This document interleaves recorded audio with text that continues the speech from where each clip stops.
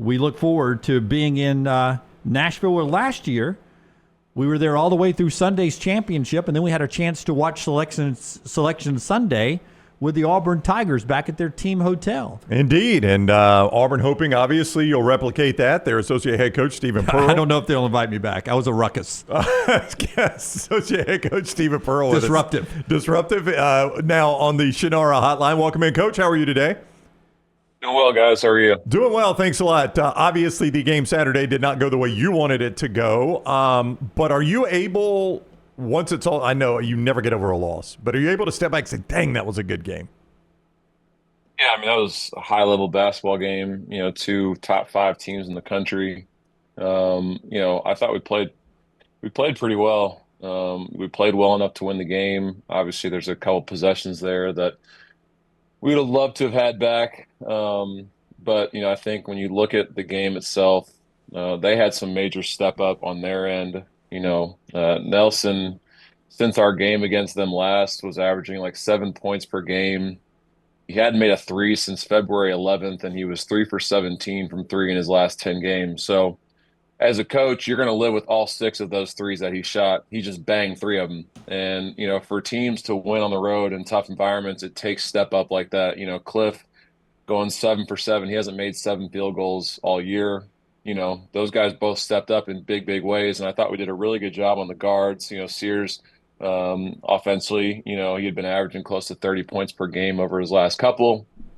We held him to 9 points, and, Aiden didn't do anything, so I thought we did a really good job on their guards, but their bigs did an unbelievable job and stepped up in a big moment, and that's how it goes sometimes in those types of games, and they're able to pull out a close one in overtime. So Johni goes for single digits against Kentucky and A&M, and people are like, is he 100%? Then he plays 43 minutes, 15 to 28, 34, 8, and 5 blocks. I think he answered that on Saturday. Yeah, no, I mean, I think, Johni had the advantage on the inside. He shoots 28 2-point field goals and goes to the foul line 5 times. So curious how that's possible. But Johni's tempo and his pace was so much better in this game. He was really locked in, and obviously, wanted to step up because he didn't play his best games, and like you said, in the games before then. So, played with a much better tempo, way more assertive. I thought he obviously had a very good game on the offensive end. Defensively, still a lot of things we got to clean up on that end of the floor. But I thought Johni, obviously, that's what we expect from Johni every single night, and that's what he's done. I would say 95% of our games this year is he's done it at a very high level against the best competition. Speaking of cleaning it up, obviously Chad Baker-Mazara is a conversation point coming out of that game.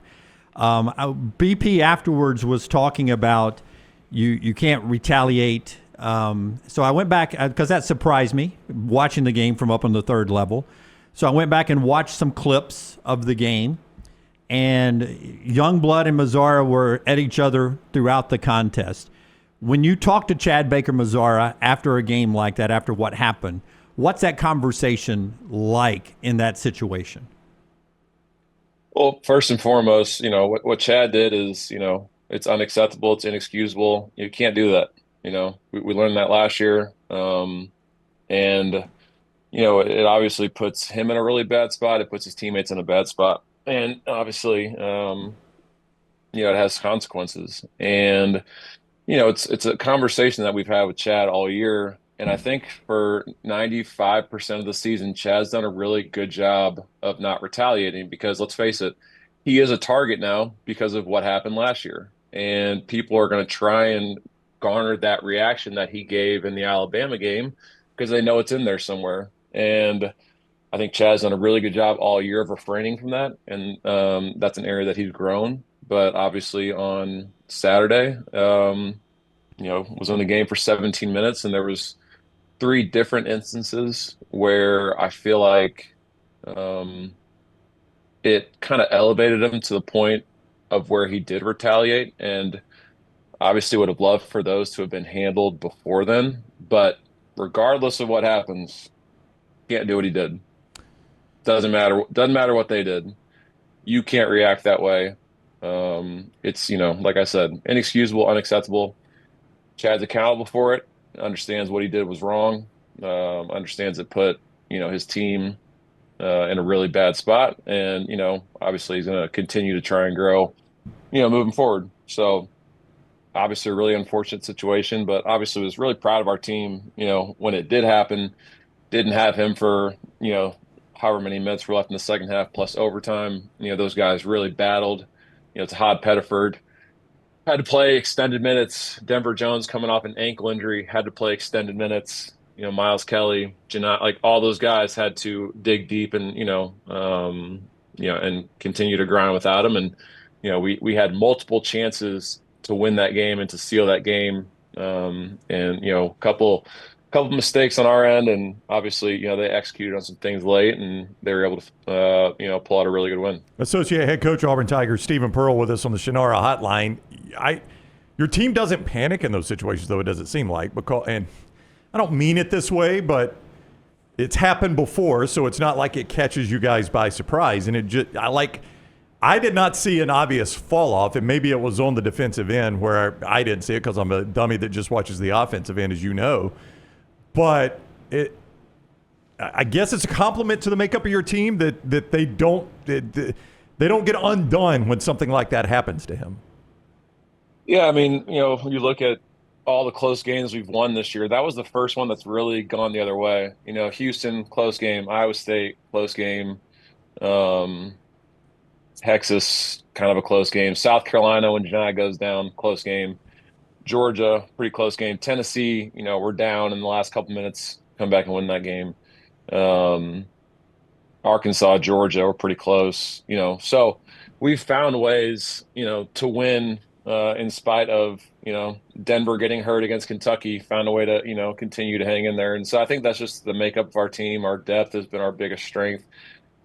I think our bench has got to really continue to step up, though, because we could have used some guys in the second half when Chad was out to step up and step in, and we weren't able to do that. So we had to kind of rely on our top 6 guys. So our guys have done a really good job all year of kind of handling adversity. And obviously this week was a tough week for us, but I think it's something that we can learn from and continue to grow from and build on. I think a lot of people still believe you guys are the number 1 overall seed, but after back-to-back losses this week against A&M and Alabama, it is in play that Duke could be that number 1 overall seed. How important is that, if it is at all? I mean, if that's still in play, then the whole purpose of scheduling the way we scheduled and playing in the league we played in, it's pointless. And I think it sets a dangerous precedent, in my opinion. If you look at the history, and let me answer your question first. It's not important at all. It's the main importance is obviously being a 1 seed, and then the regional setup. If we can get through Lexington to be able to play in Atlanta, that would obviously be beneficial. Hopefully, Duke picked Newark as its regional site, so it won't really matter. But if you look at our body of work, it doesn't compare when you're looking at Duke's resume. It's not even close, actually. The only thing they have on us is the head-to-head at their place. We have 9 more quad 1 victories than they do. We have 7 more quad 1 plus quad 2 victories. We played in the toughest conference in the history of college basketball, and we won it with a week to go. So I would say our resume was pretty much wrapped up going into the Texas A&M game. But like you said, obviously dropping 2 this week, human nature can kick in. It is Duke. They're an amazing team. I'm not belittling their team. They're a top 2 or 3 team in this country. There's no doubt. But when you stack up the resumes, and if that's an important piece in what seeding goes into, we should be the number 1 overall seed. But if we're not, what's most important is that obviously we start in Lexington. If we can find a way to win 2 games, obviously would love to be playing in Atlanta for the next 2 games moving forward. So it'd be cool to kind of have that as something that we did. But at the end of the day, matchups and where you're playing are more important than anything. Yeah, I would agree with that, but I would say it's insulting to the Southeastern Conference as a whole with what they've done this year if Auburn's not the number 1 overall seed. It's a slap in the face to the entire league, not just Auburn, if they're not the number 1 overall seed. People would say, what's Auburn got to play for in Nashville this week, or anybody else that's got the double bye? Last year it was a big deal that you won it, but you didn't have the SEC regular season championship trophy already too. So if you hear somebody say, what does Auburn have to play for in Nashville? What do you say? I would just say continuing to play our best basketball. I think our guys have a chip on their shoulder right now and are a little angry with how last week went. So, I think they still have something to prove because I feel like there's a lot of chatter around the country right now that's kind of writing us off a little bit. So I think our guys have a bad taste in their mouth with the A&M and Alabama game. And, they want to kind of get back to where we were when we were 8 straight weeks #1 overall in the AP and in the coaches polls. So I think our guys obviously want to continue to prove that we're worthy of being the best team in the country, and we got to kind of show that in Nashville. But more than anything, it's all about playing your best basketball. And I thought we played well against Alabama. We did not play well against Texas A&M. We got punked. Alabama, I thought we played well enough to win the game, and we played well enough to win a lot of games. They just had some special step up from some guys on their roster, and we just got to continue to, like we talk about every single week, improving and playing our best basketball moving forward. You and your sister had a pretty cool moment yesterday. You had your kids with you, coach's grandkids, and you got to inform your dad that he was the SEC Coach of the Year. That had to be a pretty special moment. Yeah, it was cool. A couple years ago, when he won it, 2022? My younger sister Leah and her 2 babies FaceTime BP to inform him. So I thought it'd be kind of cool, since we got 2 new ones in the world, to bring them to the office. And even though they couldn't speak, we got to let them be the grandbabies. We tried rehearsing it all night, but Laney just couldn't get it figured out in time at 3 months. So it was cool. Obviously, we had a tough week last week, so for him to be able to see them in the office on Monday and give them some good news, obviously was a lot of fun to do, and glad we were all able to do it together. I don't know if you know former Alabama guard Jim Farmer, but he went from professional basketball player to a musician, country musician. You used air quotes on yeah, that. well, okay. I don't know how well of a musician he was. I see the guitar over your right shoulder that I guess you got at one of the SEC tournaments in Nashville. Yeah, last year, I think. Can you play guitar at all? No, I dabbled with it, but I got these big fat fingers, and it didn't go so well. So, no, not musically inclined, especially on a guitar. In the shower, though, I'm a hell of a singer. Okay. So, it's, What do you sing? Yeah, do you sing to the it little one? Like, sing her to sleep? Do you have something you read?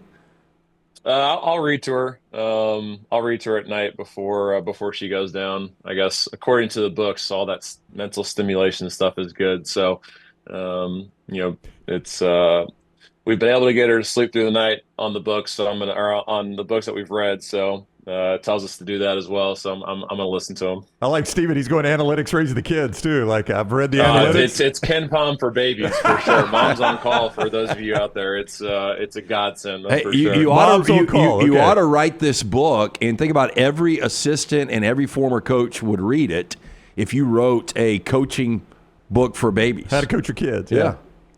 I deserve zero credit for what Laney's doing right now. That's all Brittany. She needs to write a book based on what she did. I just show up and do what I'm told.